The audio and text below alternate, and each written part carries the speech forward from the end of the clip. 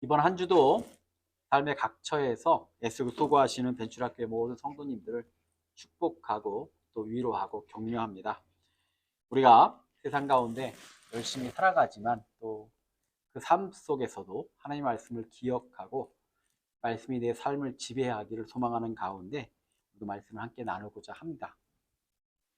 오늘 우리에게 주신 말씀은 빌립보서 2장 1절로 8절의 말씀을 배경으로 그리스도의 마음으로 라고 하는 제목의 말씀을 나누고자 합니다.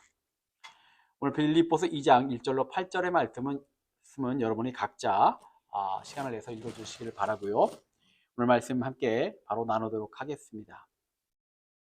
본문을 통해 바울은 빌립보 교회와 성도들에게 그리스도의 마음을 품으라고 당부합니다.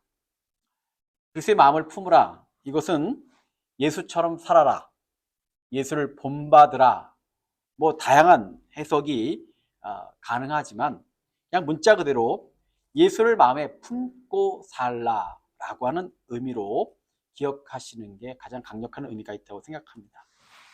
즉 나를 사랑하신 예수의 사랑을 또 그분의 삶을 내가 품고 산다라고 하는 거죠. 그분을 품고 산다라고 하는 것을 좀 더 몇 가지로 생각해 보려고 합니다. 첫째로는 예수님을 마음에 품는다라고 하는 것은 같은 마음으로 살라라고 하는 의미입니다. 유명한 종교개혁자 루터와 쯔빙글리는 종교개혁을 해야 한다고 하는 공통의 열망과 신념을 일치했지만 그 종교개혁을 위해서 같이 만나 의논만 하면 의견이 합해지는 법이 없었다고 합니다. 서로 자기 주장을 내세우다가 결국은 다투기만 하다가 헤어지고 말았다고 합니다. 헤어지고 나면 아쉽고 그래서 다시 만났다 또 싸우고 헤어지고 그러기를 수차례 하고 난 다음에 도무지 의견의 일치가 되질 않자 두 사람은 깊은 산중으로 머리를 식히러 함께 갔습니다. 계곡의 물이 흐르는 골짜기를 걸어가던 그들은 외나무 다리를 발견하게 됩니다. 그런데 외나무 다리 양쪽에서 염소 한 마리가 양쪽에서 외나무 다리를 걸어오고 있는 겁니다. 한 가운데서 두 염소가 만났습니다. 이 장면을 바라보던 루터와 쯔빙글리는 상상을 했습니다. 아마 저들은 싸우다가 분명히 그 외나무 다리에서 떨어지고 말 거다. 그런데 의외로 염소 한 마리가 다리 위에 납작 엎드리는 것입니다.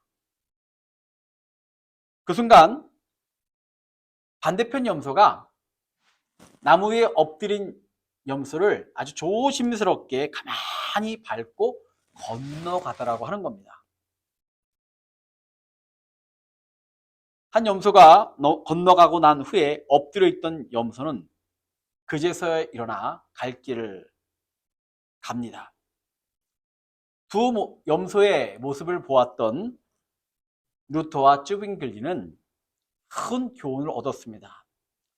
싸우기보다 서로 힘을 합쳐 종교개혁에 같이 하는 마음으로 동반자가 되어야 되겠다. 그리고 그들은 종교개혁을 이루게 되었죠. 같이 하는 마음이 되면 위대한 일을 이루게 됩니다. 2절 말씀에 보면 마음을 같이하여 같은 사랑을 가지고 뜻을 합하며 한 마음을 품어 라고 바울은 말씀하고 있습니다. 무엇을 하든지 같은 마음을 품어야 합니다. 바울은 예수 안에서 같은 마음을 품고 살아가는 것이 그리스도인의 올바른 태도라고 강조합니다. 같은 마음을 품기가 그리 쉬운 일은 아닙니다. 어떻게 사람이 다 배경이 다르고 생각이 다른데 같은 마음을 품을 수 있겠습니까? 나누어진 마음을 묶는 길은 사람의 방법이나 정치로 쉬운 일이 아니지만 오직 예수 그리스도를 믿는 마음과 그분의 사랑, 헌신, 희생, 십자가만이 가능하게 하는 줄 믿습니다. 교회는 예수 안에서 같은 마음이 되어야 합니다. 교회는 더더욱 마음이 일치되어야 합니다. 세상은 요즘 선거로 많은 곳이 난리인데 그 민주주의를 보면 정말 1%만 이겨도, 단 한 명만 이겨도 다수가 승리하는 그런 세상입니다. 그런 원리에 의해서 세상이 움직여지고 있습니다. 그런데 교회는요, 가만히 보면 99명 대 1명이 싸워도 때로 그 1명이 이길 때가 있는 곳이 교회입니다. 소수가 중요하다고 하는 얘기도 되겠지만 그것보다는 분열과 아픔과 갈등에 대해서 굉장히 쉽게 상처받을 수 있는 곳이 바로 교회라고 하는 것이에요.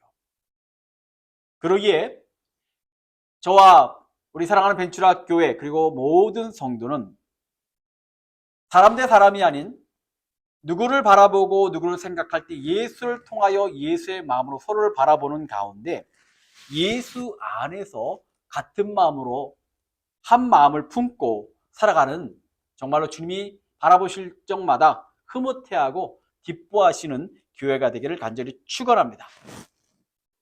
두 번째로 예수를 마음에 품는다라고 하는 것은 겸손한 마음으로 산다라고 하는 것을 의미합니다. 윌리엄 캐리는 유명한 인도 선교사입니다. 그가 유언할 때 이렇게 말합니다. 내가 죽으면 윌리엄 캐리에 대해서 말하지 말고 윌리엄 캐리의 구세주 예수에 대해서만 이야기하십시오. 그리고 장례식 때 51편을, 10편 51편을 읽어주십시오. 10편 51편의 핵심적 구절은 하나님이여 주의 인자하심을 쫓아 나를 긍휼히 여기시고 주의 많은 자비를 쫓아내 죄를 도말하소서. 낮은 자의 기도를 읽어달라고 부탁한 것입니다. 유언에 따라서 비문에는 이렇게 기록되었습니다. 죄 많고 약하고 능력 없는 벌레인 나는 당신의 긍휼하신 거룩한 손에 기대어 잠드나이다. 하나님 앞에서 자신의 위치를 깨닫고 살았던 그의 모습을 느끼게 하는 표현입니다.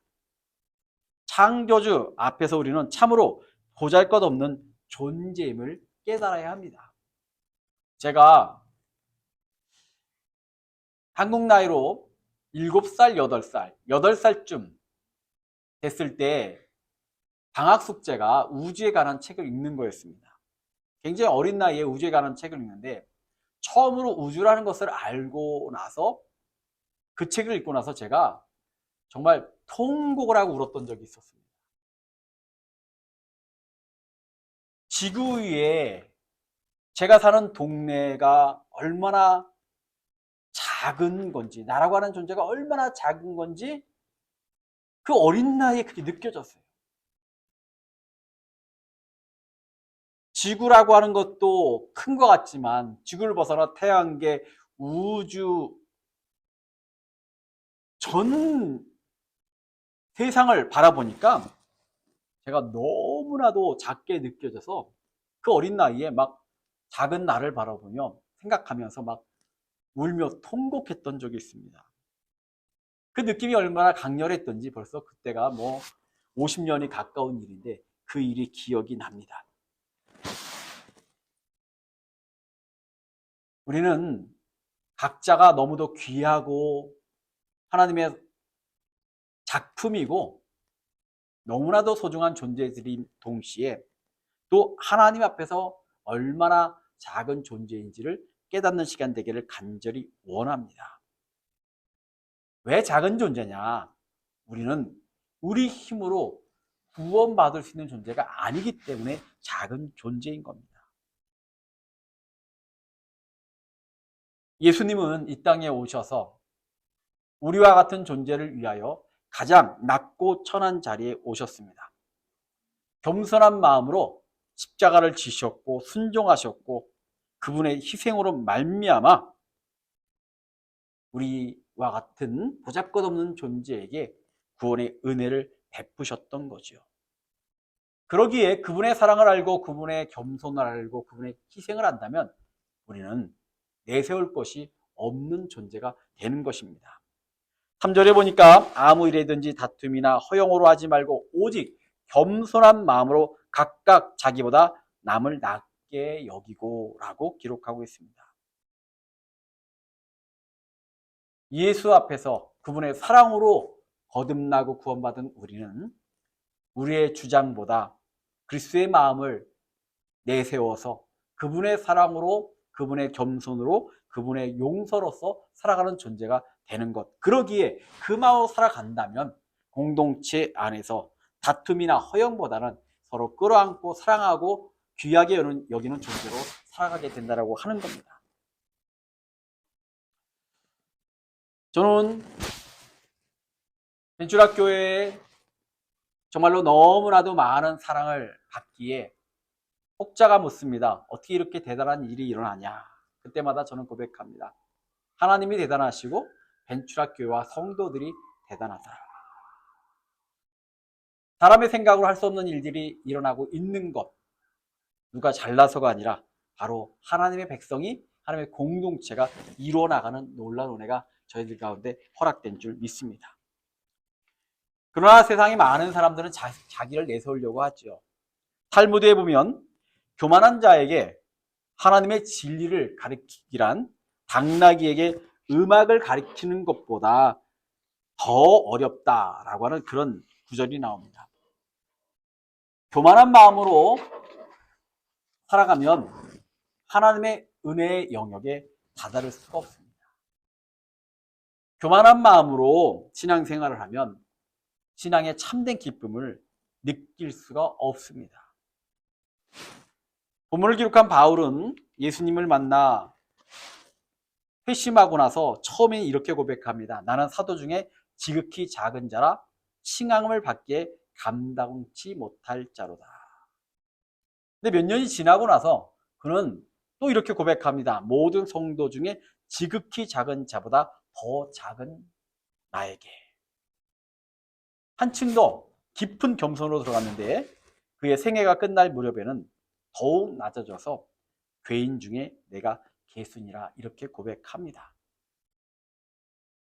신앙이 깊어질수록 그는 더욱더 겸손해졌고 하나님을 알면 알수록 자기가 어떤 존재인지를 인식하며 살았던 거죠. 그러기에 우리 벤츄라 교회와 저와 모든 성도들은 만날 때마다 피차 겸손함으로 예수의 마음으로 살아가기에 모일 때마다 천국을 체험하는 그런 멋지고 아름다운 교회 되기를 간절히 축원합니다. 마지막으로 예수의 마음이란 돌보는 마음입니다. 4절의 말씀을 보니까 각각 자기 일을 돌아볼 뿐더러 또한 각각 다른 사람들의 일을 돌보아 나의 기쁨을 충만하게 하라. 그리스도의 마음은 돌보는 마음입니다. 모든 위대함은 돌봄에서 비롯됩니다. 섬길 수 있는 사람은 위대함에 도달하게 됩니다. 그런데 돌봄은 섬김의 종, 바로 예수의 마음을 품을 때 가능한 겁니다.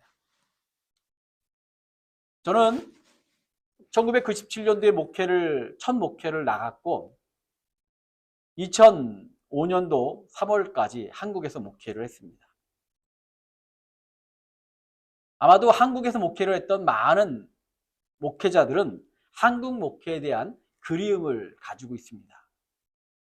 여러분들 잘 아시다시피 한국 목회에서 지금 많이 바뀌었다고 하지만 참 목회자들에 대한 마음들이 되게 따뜻하고 그런 것들이 있죠.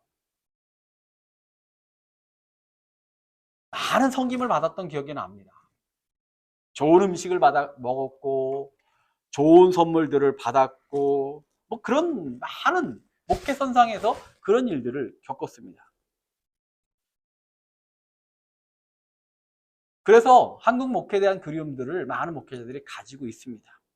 그런데 저는 생각해 보니까 그 뒤로 2005년도 이후로 이민교회를 섬기면서 이런 생각을 했습니다. 내가 만약에 한국교회에 계속 있었다면 이 마음을 가질 수 없었을 것이다. 뭐냐면 바로 한 생명에 대한 소중함, 한 생명에 대한 돌봄, 관심, 사랑이 과연 한국에 있었으면 이만큼 가지고 있었을까 하는 의구심이 든다라고 하는 겁니다. 부목이었지만 섬기던 교회가 한 1000명 모이는 교회였습니다. 한 주일이 지나면 대략 누가 안 오는지를 알지만 그래도 일일이 알 수가 없습니다. 누가 왔는지 못 왔는지 많은 사람들이 왔다 갔다 하다 보니까 누가 아픈지 누가 힘든지 파악하고 아는데 많은 시간이 걸리고 사람이 많다 보니까 그만큼 관심을 드린다는 것도 쉽지가 않았습니다. 근데 이민교회를 와서 섬기고 교회 개척을 하고 성도들을 돌보고 고향을 떠나 또는 부모를 떠나 온 유학생들을 돌보면서 정말 그 안에서 한 생명 한 생명이 얼마나 귀하고 때로는 작은 사랑이지만 그 사랑으로 해서 위로받는지 얼마나 용기를 얻는지 그 무엇보다 예수를 가까이 가는지 경험하면서 정말 이민교회가 힘들고 어렵다 하지만 목회적으로 분명히 의미 있고 제 인생의 복된 시간이었다고 저는 분명히 그렇게 고백합니다. 그와 같은 마음을 지키고 섬기고 사랑할 수 있는 목회자로 계속 살아갈 수 있도록 여러분들이 기도해 주시고 격려해 주시기를 바랍니다. 그러기 위해서는 다른 것이 아니라 이 땅에 사는 동안 병든 자, 가난한 자, 눈먼 자, 문둥병자를 긍휼히 여기셨던 그리고 그들을 돌보시고 치유하셨던 예수 그리스도의 마음을 여러분이 마음에 품으셔서 정말 이 땅에 사는 날 동안 주님과 같이 우리도 사랑하고 베풀고 그로 인해서 그들의 영혼과 삶 가운데 하나님의 은혜를 함께 더불어 누릴 수 있는 놀라운 축복이 함께 하시기를 간절히 축원합니다. 기도하겠습니다. 사랑이 많으신 아버지 하나님, 우리가 예수님을 마음에 품기를 간절히 원합니다. 예수와 같은 마음을 품게 하옵소서.